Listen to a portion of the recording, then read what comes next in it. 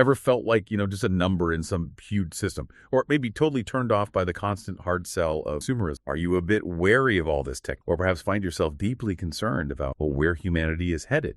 These aren't just fleeting worries. They're actually the kind of profound question Gustav Jung was grappling. Today, we're doing a deep dive into key excerpts from his really important work, The Undiscovered Self. People like Andrew Samuels have called it a path-breaking text on, individual integrity versus whole of the masses. And Anthony Stevens described it as one of Jung's most profound yet accessible texts. So our mission here is really to give you a shortcut, a way into understanding Jung's powerful thinking on the individual struggle against mass-mindedness, this almost blind faith in technology and political extremism. Yeah, and it's really helpful to remember when this was written. The book first came out in 1957, the English version in 50. It was a time, as Jung himself put it, filled with apocalyptic images of universal destruction. You had the Cold War, the world split by the Iron Curtain.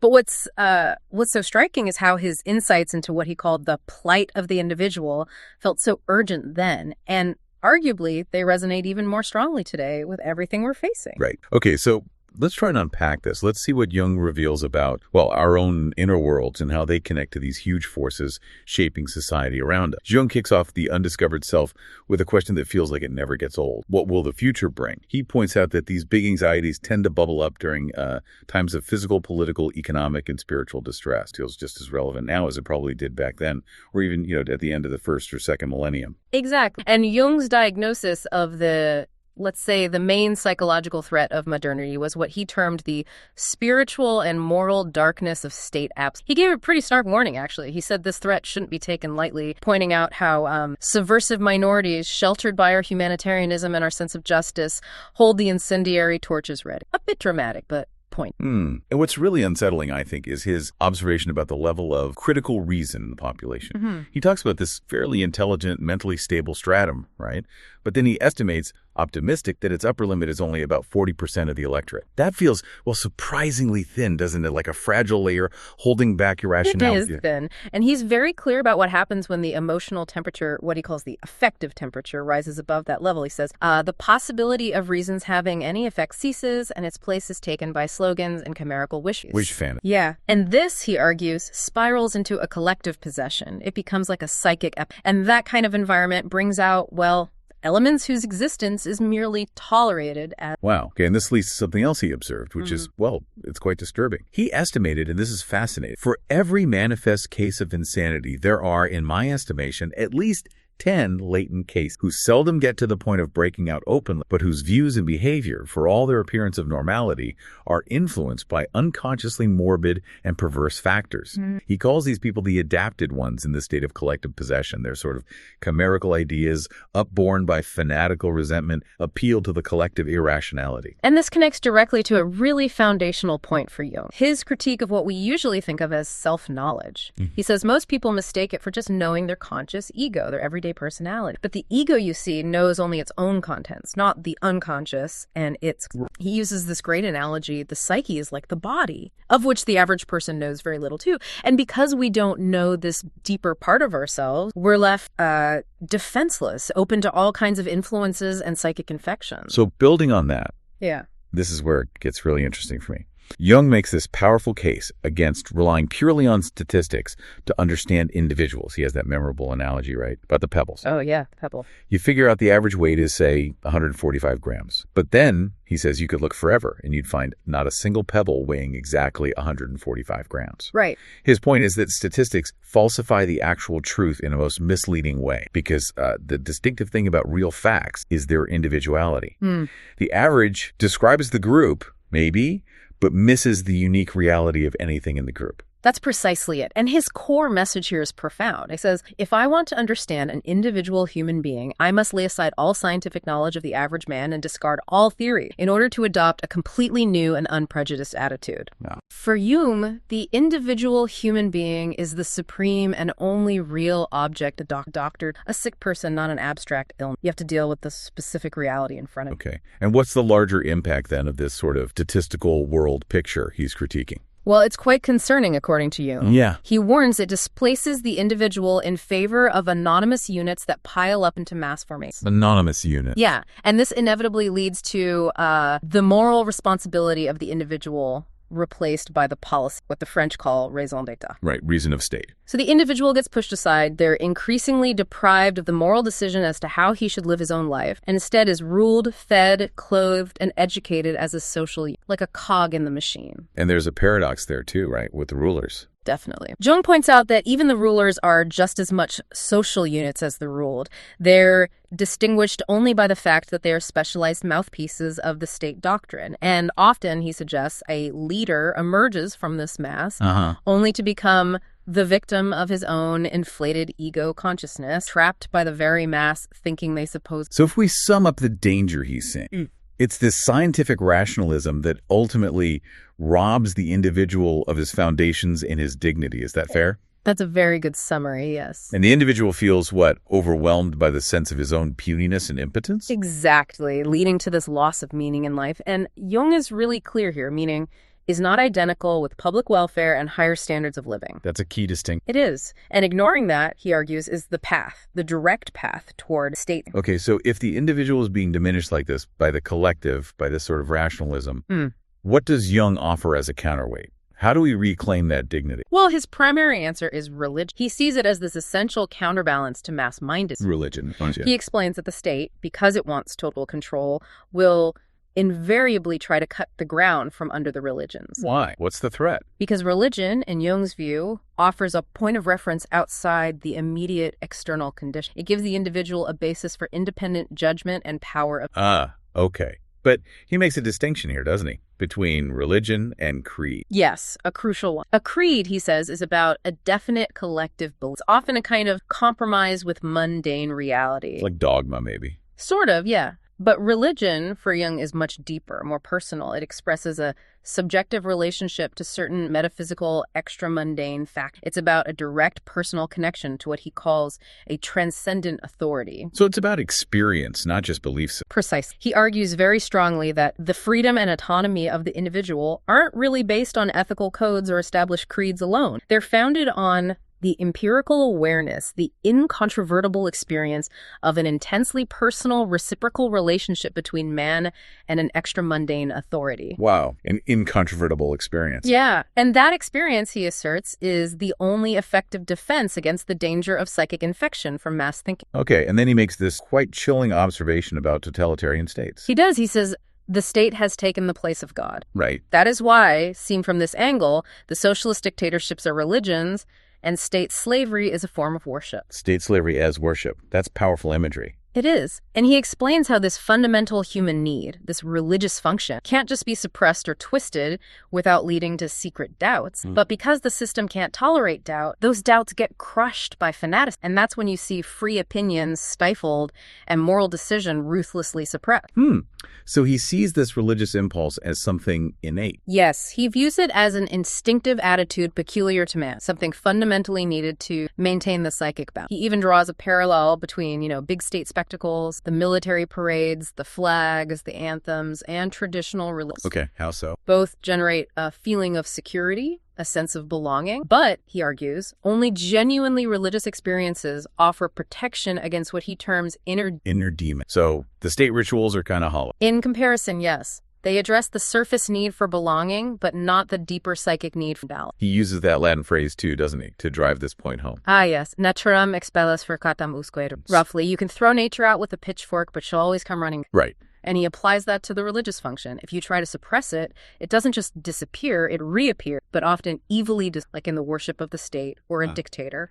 Okay. He also talks about community being a double-edged sword. Yes, exactly. A two-edged weapon. He acknowledges it's an indispensable aid in the organization of mass. You need community. But crucially, its value depends entirely on the spiritual and moral stature of the individuals composing. So the quality of the individuals matters more than the group. Absolutely. He stresses that communal propaganda, mass messaging, is ultimately superficial. It does not touch the inner man. Which brings us to what he saw as the West's problem. It's an uncomfortable situation. Right. He argued that despite all its industrial might and rationalism, the West struggled to counter the psychic infection spread by religious fanatics, thinking here primarily of Soviet communism. Why was that? Because, he felt, The West lacks a uniform faith of it. It didn't have a strong, unifying spiritual core. In fact, he controversially suggested that the West often ended up using exactly the same spiritual assumptions, the same arguments and aims as the Marxist ideology it was fighting. Both were focused on materialism, state power, rationalism. So a kind of spiritual vacuum. Leading to what he called the gulf that has opened out between faith and knowledge. Faith versus knowledge. He saw this split as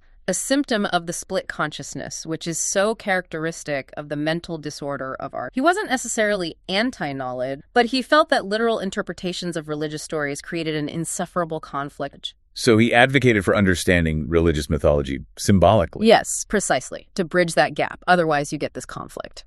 And he saw a parallel between the Marxist state religion and the church's approach. He pointed out what he called a fatal parallel. Both, he argued, often demanded unqualified submission to faith and ended up curtailing individual freedom in different ways. So his conclusion was pretty bleak for the West at that time. It was quite critical. He felt the West wasn't offering modern people anything deeply sustaining, because it lacked an idea which puts the individual human being in the center as the measure of all. The focus was elsewhere. Okay, so moving towards a solution, how do we get back to valuing the individual? Jung finds it paradoxical that we invent everything but make ourselves insignificant. Yeah, it's astounding, he says, that man, the creator, makes himself such a quantité negligible, such a tiny, negligible thing. His explanation is that man is an enigma to himself. We lack the necessary means of comparison for deep self-knowledge because here on Earth, we're a unique phenomenon. We can't stand outside ourselves. And this leads him to quite a radical statement about the psyche itself. It does. He asserts the psyche has a peculiar nature which cannot be reduced to anything. It's not just brain chemistry or behavior.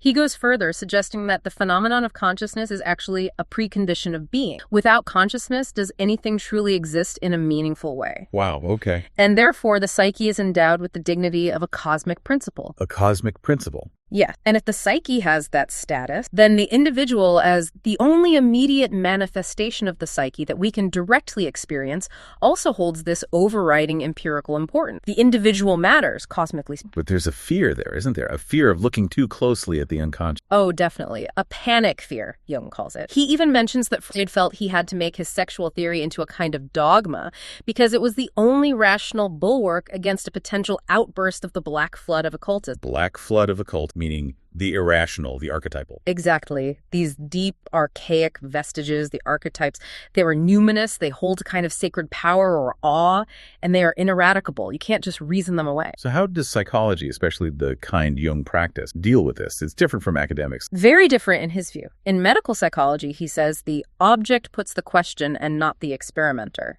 Meaning the patient directs the inquiry. Essentially, yes. The doctor is confronted with facts which are not of his. You can't just set up a neat experiment. You have to grapple with the messy reality of an individual's psyche. This demands individual understanding, not just applying general theories. It creates a conflict of duties for the therapist, balancing scientific knowledge with a need for deep, empathetic understanding. It requires a kind of two-way thing. And this focus on the individual, protecting their autonomy, seems really... It's vital. Jung wrote quite movingly about this, saying, the psychic situation of the individual is so menaced nowadays by advertisement, propaganda, and other more or less well-meant advice, that for once in his life, the patient might be offered a relationship that does not repeat the nauseating you should, you must, and similar confessions of just a space to be understood. Direct. That feels incredibly relevant today. Yeah. And he brings it back to the individual's quality being paramount, despite our focus on masses. Absolutely. He states, ultimately, everything depends on the quality of the individual. But the fatally short-sighted habit of our age is to think only in terms of large numbers and mass organization. And he gives that stark reminder. Yeah, though one would think that the world had seen more than enough of what a well-disciplined mob can do in the hands of a single mad, a chilling. He even critiques the churches for sometimes falling into this mass action trap. He does, quite pointedly. He says,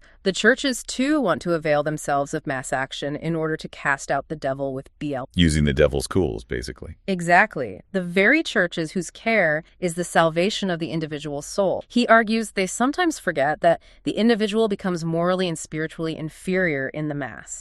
And in doing so, they fail their real task, which is helping the individual achieve a metanoia, a profound change of heart, a rebirth of the spirit. That happens one person at a time. So this connects back to our alienation from our deeper self, our instinctual foundation. Yes. Jung suggests our amazing learning capacity has paradoxically led to this progressive alienation from his instinctual foundation. And this alienation causes numerous psychic disturbances. It creates that fundamental conflict between conscious and unconscious, spirit and nature, knowledge and fate. We're split. Which brings us squarely to the shadow, doesn't it? Precisely, the shadow concept. He notes, our rational philosophy does not bother itself with whether the other person in us, pejoratively described as the shadow, is in sympathy with our conscious plans. We just ignore it or pretend it's not there. Or worse, we project. When we don't acknowledge our own capacity for darkness, this unrecognized evil, we tend to see it exclusively. Okay, and this next point is really, really thought-provoking. He argues that evil isn't just out there. No.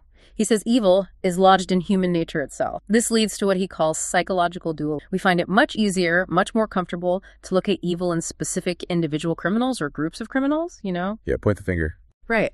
While washing our hands in innocence and ignoring the general proclivity to evil, but Jung's statement, none of us stands outside humanity's black collective shadow. Oh, wow. None of us. That means confronting evil has to start within. That's the inescapable conclusion. But it's not just about negativity. Oh. Jung explains that the shadow and this inferior part of the psyche also contain potentialities of the greatest dynamism. There's huge energy locked up there. And depending on our conscious attitude, whether we engage with it constructively or not, that energy can lead to either construction or catastrophe. So integrating the shadow can be a source of power. A huge source. And this leads to what he calls the mana effect. Mana, like in games. Sort of the same root idea of spiritual power or Jung says that individuals who gain insight into his own action and has thus found access to the unconscious involuntarily exercises an influence on his environment.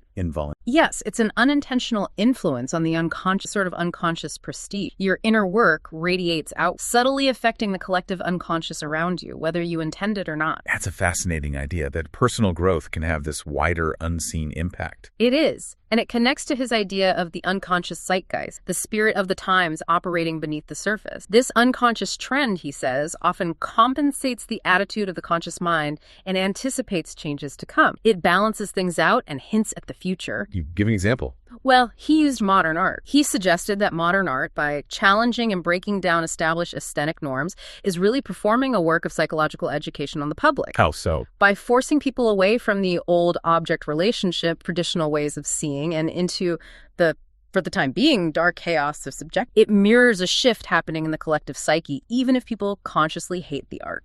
Okay, I see. So art reflecting a deeper, unconscious shift. And this brings him to a conclusion about our specific time. Yes, he felt strongly about the time he was living in, and perhaps ours too. He said, we are living in what the Greeks called the kairos. The right time, the opportune moment. Exactly. The right time for a metamorphosis of the God, i.e. of the fundamental principles and symbols. Our core symbols and values are transforming because the unconscious man within us changed. And he poses these really urgent questions. Almost prophetic questions, yeah. Mm-hmm. Like, does modern man know that he is on the point of losing the life-preserving myth of the inner man Christianity treasured up? Does he realize what lies in store should this catastrophe ever? And fundamentally, is he even capable at all of realizing? Are we aware of what we might think? And then that final powerful takeaway about individual responsibility. Yes. And finally, does the individual know that he is the make-weight that tips the scale? The make-weight, deciding fact. Exactly. Because happiness, meaning purpose, these can only be experienced by the individual, never by the abstract state. Yet the state, the mass, continually threatens to paralyze and suppress the individual. So the work has to be individual. That's what Jung concluded, especially from his perspective as a psychiatrist, seeing the precarious psychic preparedness of modern man. The task is to find those helpful forces and ideas which over and over have enabled the individual to find the right way through darkness and danger. And the answers aren't in mass movements or preaching, but in that deep, often difficult individual work of self-understanding. And that work, facing the shadow, leads back to human connection, paradoxically. Beautifully put, yes. Jung suggests that recognition of the shadow leads to the modesty we need in order to acknowledge imperfection. Humility. Exactly. And a human relationship is not based on differentiation and perfection. It is based rather on imperfection, on what is weak, helpless, and in need of support. So connection comes from shared vulnerability, not superiority. Precise. And this acceptance of imperfection leads to caritas, the Christian concept of love for your neighbor, for the flawed human being next. That, he says, is the real cohesion and consequently its strength for any genuinely free society. It's built on accepting our shared imperfection. So, final thought Jung leaves us with. He suggests that where love stops, power, and then violence and terror follow. Considering everything we've unpacked, this tendency to project our shadow, the dangers of mass thinking, how does that insight maybe reshape how you think about the conflicts and challenges we see in society today? It certainly makes you reflect on his other point, that the fate of the individual human being, that infinitesimal unit on whom a world depends, and in whom, if we read the meaning of the Christian mess, even gods, the immense value place single conscious. So maybe consider that quiet, continuous work of self-knowledge, that internal work in its strange, powerful, man-alike influence. Could it be that the deepest, most lasting change really does start with just one person, one self-aware individual?